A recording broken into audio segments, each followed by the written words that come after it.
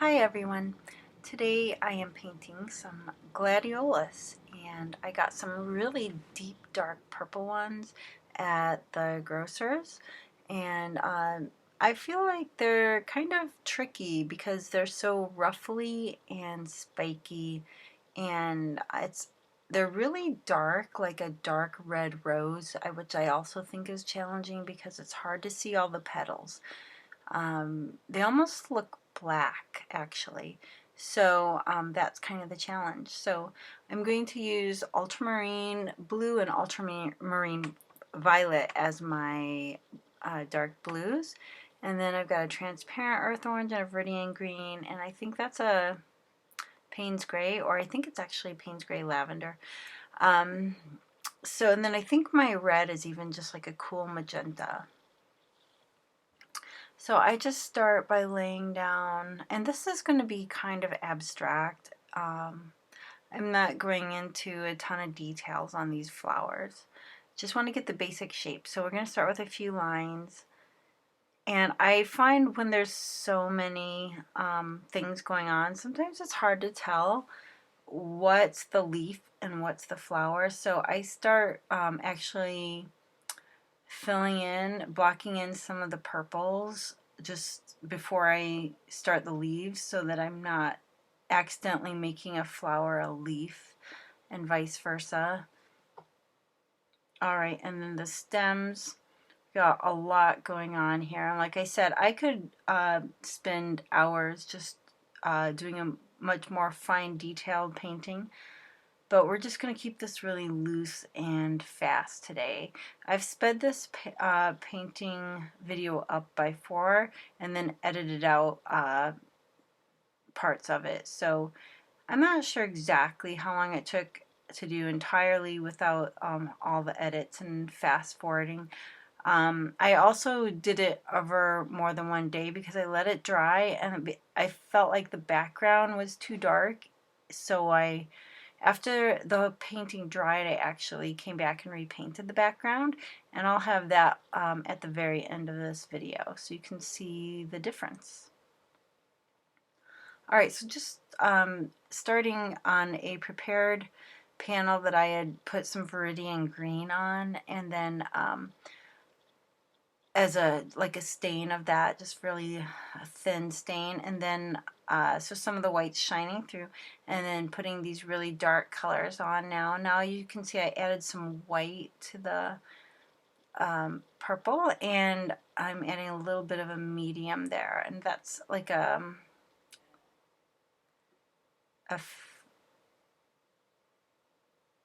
find that these ultramarines break easily when they're really thin, so that's one reason I'm adding the medium. It will help bind the pigments a little bit and give them a little more strength, and then also I think it'll dry a little faster too. So but that's not the whole point. It's more about just keeping it from separating.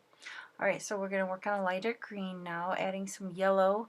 Now you could add whites to always go lighter, but you can also add lighter colors, and that will help you keep your colors more vibrant. And I mean, sometimes you want to purposely muddy and tone them down, but sometimes you don't. So this gives you the option when you've lightened it by using other colors. You can still always go back and tone some down if you want. But it's hard to, if you've added all this white, go back and reverse that. Alright, so this is more just about, it's no longer about the lines of this painting, it's more just about the mass of it, and that's something I actually I'm reading a book about. I forget the author, but I'll probably do a book review about it, talking about the difference between line drawing and mass drawing, and how the Impressionists were more about just the mass drawing, and you know, no lines or very little lines, and just about the colors. So that's kind of, I'd say, where I'm at on this. It's kind of a hybrid because I did start with a few lines, but as you can see, I'm just kind of massing in colors to form the flowers. And to me, this is the best way to do it in oil paint when these, like I said, some of these flowers look black in real life. They're just super dark, and it's hard to transfer that to the paint panel with my paint. So now I'm going to go back and lift a little bit of the purple and try to add a little bit of highlights. And this is the background I'm talking about that I actually go back later. I feel like even though these flowers are against a dark blue wall, because my wall is a dark blue, I'm finding that the values aren't looking so good, and there's no reason, it doesn't necessarily have to be realistic, so as far as the background. So I'm going to go in later and lighten the background, and that'll help the Gladiolus stand out. What I could have done is just check the values better and either lighten the flowers more or darken the background so it's more dark, like maybe an almost black. Might have been another option I could have done, but I decided to just go with lightening it up. I felt like that's the look I wanted at the end of this painting session. So adding a little bit of a yellowish, so you can't see these actual flowers. They're in just like one of these regular glass tall vases you get at the store, like a grocer's, in the flower department. It's nothing fancy. There's just a little bit of that at the bottom of this painting. So I would have probably showed a lot more of the spiky gladiolus if this was a rectangular painting, and I would have it in portrait orientation so that you could see the tall spikes. But and I really think that would have been, looking at this now, I think that would be really nice actually, is to have a rectangular canvas or board for these gladiolus, just so they can reach their full glory. and as far as being captured, I think they're a little bit cut off. Yeah, these squares are it's a very contemporary approach, and I've gotten used to them, but sometimes I do feel like the rectangle is, especially for more traditional art, a better choice.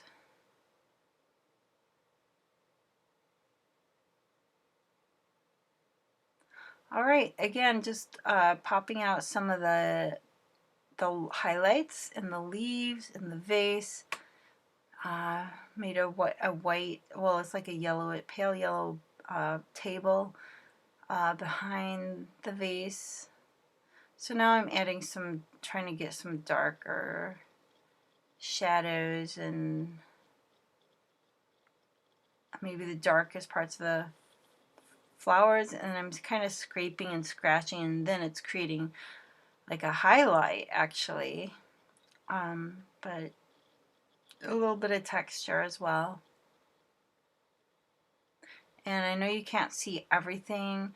I was debating how far I should zoom in or zoom out. You know, I already feel like this painting is smaller than I'd like it to be, but I wanted you to see the palette. A lot of people have mentioned they like to see the painting palette, so you can't really see what I'm doing on it though right now because it's cut off, but I feel like if I scan out too far, then this painting is going to be super, super tiny, and you'll see the whole palette, but you won't be able to see as much of the painting. It'll be a lot tinier. Alright, so now we're going for some extreme highlights. This is, to me, always the fun part because you're almost done But it's also an important part because the highlights are going to really set the form and the 3D effect of the art, because they're going to make it look like it's, you know, three-dimensional.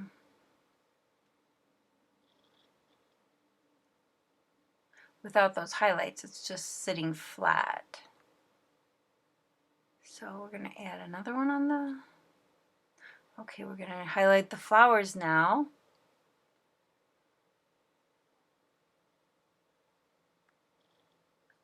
And honestly, one thing to keep in mind is sometimes paints dry darker than they look when they go on, because I actually am happy with the background right now, but it does darken as it dries. So that's why I decided to go back, and I felt like it was just blending too much with the flowers. So I wanted the flowers to stand out more, so I went back and added a lighter background.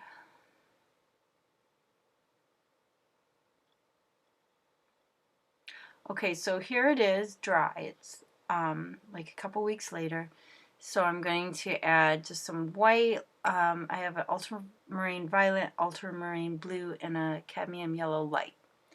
So it's going to be mostly the violet with a touch of the ultramarine blue, a very tiny touch of yellow. I try to keep it mostly blue, but you can see it's kind of got a little bit of warmth from the cad yellow. And then I'm just going to really make the flowers stand out. Like I said, I could have gone darker for the background.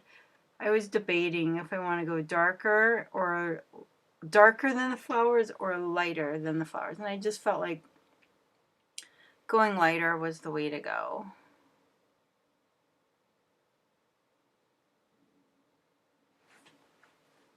And again, I do feel like these gladiolus would be better on an 8x10 or a rectangular, where you could capture the tips of the gladiolus and just get that nice shape that's really distinguishing them, so you can tell exactly what these are.